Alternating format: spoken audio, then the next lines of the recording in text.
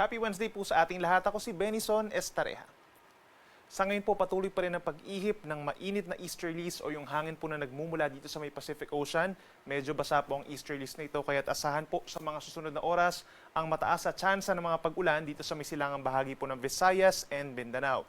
That includes Eastern Visayas, Caraga Region at halos buong Davao Region. Kung lalabas po ng bahay ngayong gabi hanggang bukas ng madaling araw, make sure po na meron tayong baon na payong. Sa natitirang bahagi ng bansa, yung epekto naman ng easterlies, maaliwalas or minsan bahagyang maulap lamang na kalangitan at sasamahan din lamang po ng mga pulu-pulong mga pag-ulan or mga thunderstorms, lalo na dito sa may natitirang bahagi ng Mindanao overnight, possible lamang yung mga isolated na ulan, gayon din sa bahagi po ng Palawan at sa mga kabundukan pa ng Luzon and Visayas. Base naman sa ating latest satellite animation, wala po tayong nakikitang low pressure area or bagyo na papasok ng Philippine Area of Responsibility hanggang sa mga unang araw po ng Mayo.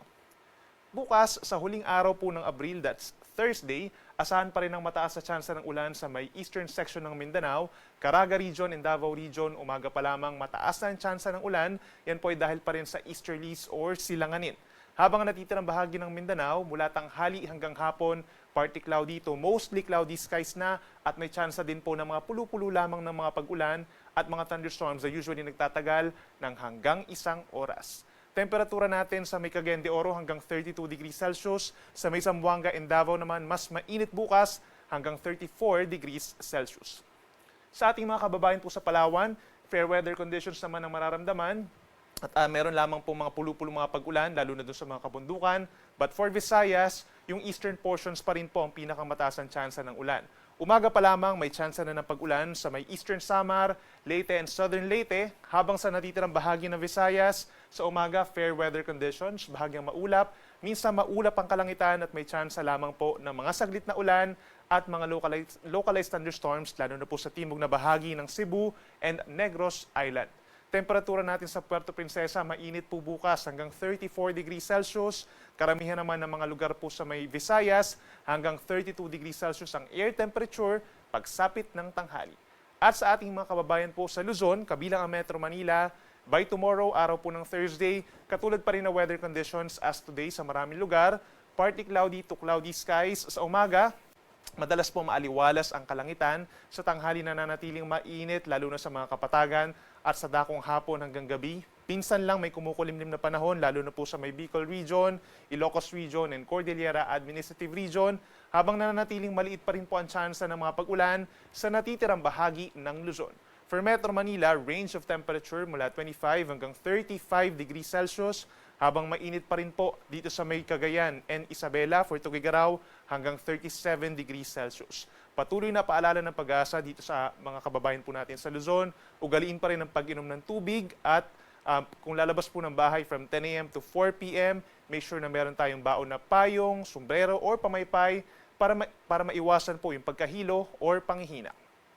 Para naman sa lagay ng ating karagatan, sa susunod na 3 araw hanggang sa long weekend, wala naman tayong inaasahang gale warning or babala sa mga delikadong alon. Nasa around 1 metro ang taas ng mga alon sa may Pacific Ocean at sa may extreme northern Luzon, lalo na doon sa may Batanes. Pero pag sapit dito sa may West Philippine Sea, Sulusi and Moro Gulf, asahan naman yung banayad na taas sa mga pag-alon, usually mga nasa hanggang 1 kalahating metro po ang taas ng mga pag-alon doon. At kapag may mga thunderstorms po, lalo na sa may Eastern Visayas and Eastern Mindanao, medyo nadadagdagan yung taas ng mga pag-alon natin. Posibleng umakyat hanggang 2 metro pero saglit lamang naman. At para naman sa lagay ng ating panahon sa mga unang araw po ng Mayo, that's actually long weekend po no, sa marami nating kababayan from Friday until Sunday. Maraming lugar pa rin ang magiging maaliwalas ang kalangitan sa umaga, particularly dito sa Luzon, pero pagsapit sa may Visayas and Mindanao, kabilang yung lalawigan po ng Palawan, mas madalas ang tsansa ng mga pag-ulan.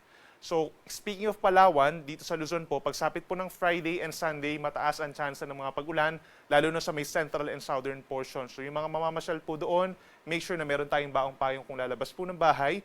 Habang natitirang bahagi ng Luzon or majority of Luzon, From Friday up until Sunday, halos magkakatulad pa rin na weather conditions. Sa umaga, in general po, magiging maaliwalas naman ng kalangitan.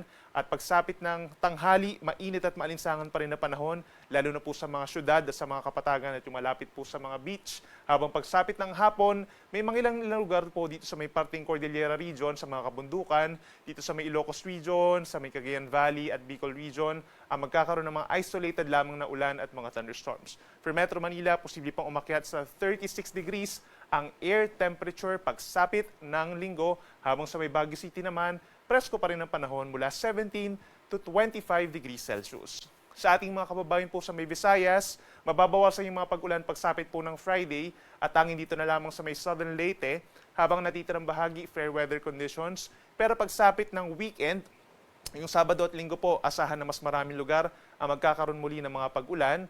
Pagsapit ng Sabado, Central Visayas, Eastern Visayas, possibly yung bahagi rin po ng Negros Island region, mataas ng tsansa ng kalat-kalat na ulan and thunderstorms. Yan po ay dahil sa easterlies, hindi dahil po sa bagyo or LPA. Pagsapit ng Linggo, malaking bahagi na po ng Kabisayaan na magkakaroon ng makulimlim na panahon at sasamahan din ng mga pag-uulan na minsan ay lumalakas, lalo na po sa bahagi ng Negros Island and Panay Island sa araw po yan ng Linggo. Kaya mag-ingat na rin sa mga biglaang buhos na ulan na nagdudulot ng mga flash floods or landslides. Temperatura natin sa Metro Cebu, medyo mainit po, no? Hanggang 32 degrees, pero bababayan pagsapit ng weekend.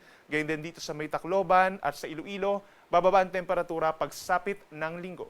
At sa ating mga kababayan po sa Mindanao, maraming lugar po pagsapit ng long weekend na magkakaroon ng maulap na kalangitan. Pinapayuhan po natin sila at yung mga mamamasyal po doon na magbaon ng payong, sombrero kung kayo mayroong mga hike at yung mga tent po, no? Useful po yan kapag po tayo magka-camping. So dito sa Mindanao, Friday, maulap ang kalangitan dun sa may Northern Mindanao, Zamboanga Peninsula, Caraga Region at hilagang bahagi ng Davao Region. Then pagsapit po ng Sabado, halos similar rin po ng mga lugar na magkakaroon ng mga pag-ulan. Plus Bangsamoro Region, itong Lanao del Sur, Basilan, Tawi-Tawi, mataas po ang tsansa ng mga pag-ulan.